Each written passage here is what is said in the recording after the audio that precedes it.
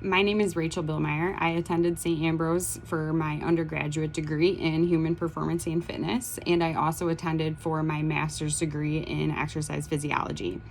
While completing my master's degree in 2019, we were given the opportunity to study abroad in Peru. Specifically, we would be studying exercise in altitude in Peru. I grew up traveling and camping with my parents all across the US, but I had never traveled outside of the country before. So I was a little nervous about that. I wasn't nervous about the hiking and camping aspect that we would be doing, but just going to a different country, like without my parents for the first time, was a little nerve wracking. But my boyfriend, Jacob O'Connor, was also part of the master's program and would be going with us. So having him there also made me more comfortable and more confident in attending and participating in the study abroad. We also met multiple times throughout the semester before we went to talk about what would be expected and the different itineraries that we would be having for each day. I think we were there in total for like 17 days. Part of the trip was a multiple day hiking and camping trip through the Andes Mountains to Machu Picchu. We would be utilizing a guide and porters during this, and they also provided us with 3 meals a day and set up our campsites each night. During this part of the trip, I learned that tourism and being a tour guide is a huge part of Peru's economy, and it's also a very respected profession for Peruvians. They have to attend school and they have to do multiple bouts of training to be a tour guide to take people through the mountains. They must also be aware of the terrain and ways to get people safely through while also making it a fun experience.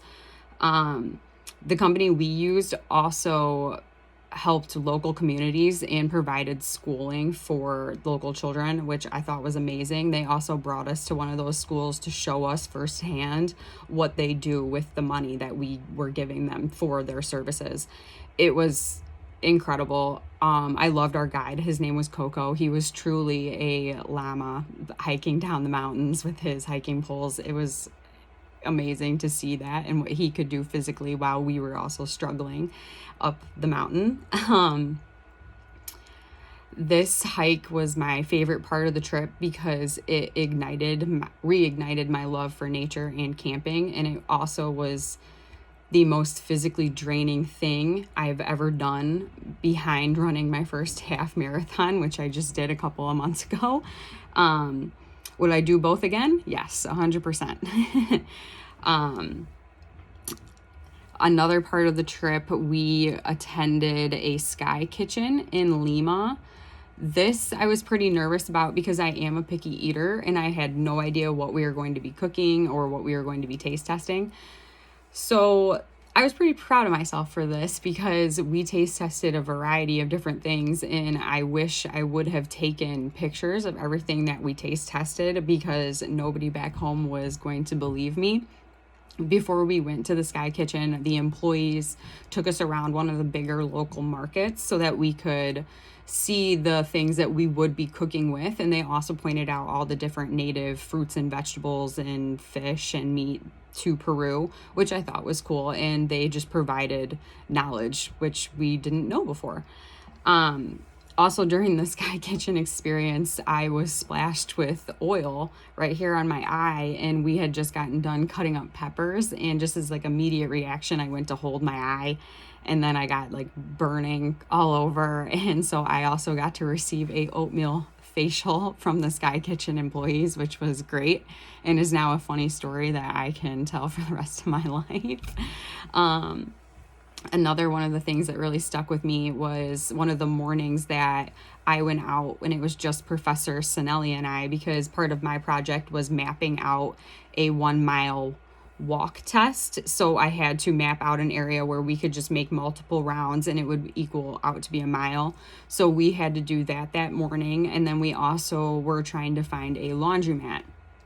I think Professor Antonelli and I walked about like 26,000 steps that day.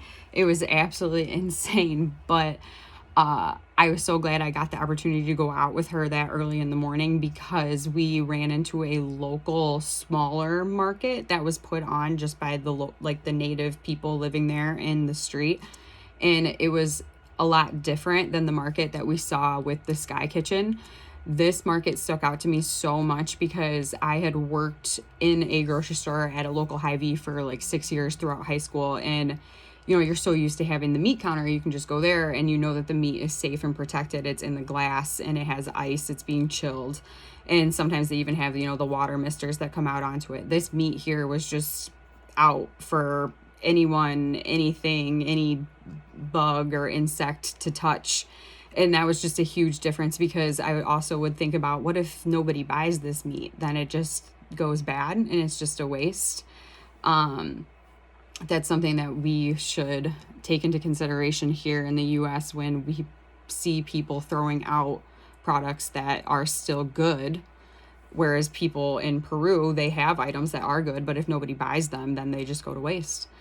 I was glad I got to have that experience and seeing that smaller local market, because of all the hustle and bustle and the actual trading of goods between people.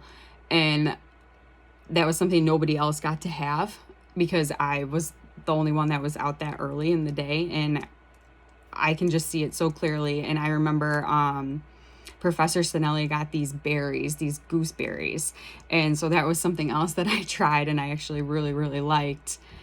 And it was out of my comfort zone, and that made me feel good about myself and all the different things that I was accomplishing on my own at this point in the trip. One of my other favorite moments was when we met with some local women that were weavers, and they also did natural hand dyeing of the fabric. I ended up buying a blanket from them because I had so much respect for the hard work that they put into making these products. And they would walk miles just to get these natural ingredients, just to hand dye the fabric. And it's beautiful fabric. The blanket I got is blue and it's rainbow colored. It's got pinks and yellows and oranges, and it's all natural. It's so beautiful, and it's still just as vibrant as the day I bought it there in the market. When I tell people about my study abroad experience, I always tell them how appreciative it has made me of things since returning to the US. Not only am I more appreciative of the people and the things I have in my life, but I'm more appreciative for the small things that we take for granted here in the United States, like having that meat counter in the grocery store, or being able to go to the mall or Target just to buy an article of clothing that I need for that night to go out, and I don't have to sit there and hand make that item like Peruvians have to do just to live and make money so that they can provide for their families. Having the opportunity to study abroad just makes you a more well-rounded individual, and it humbles you, and it makes you more respectful of other people's backgrounds and where they come from. Something I definitely took away from my Peru experience was the appreciation of the earth and natural beauty, and realizing how much we need to protect it instead of manipulating it for human gain.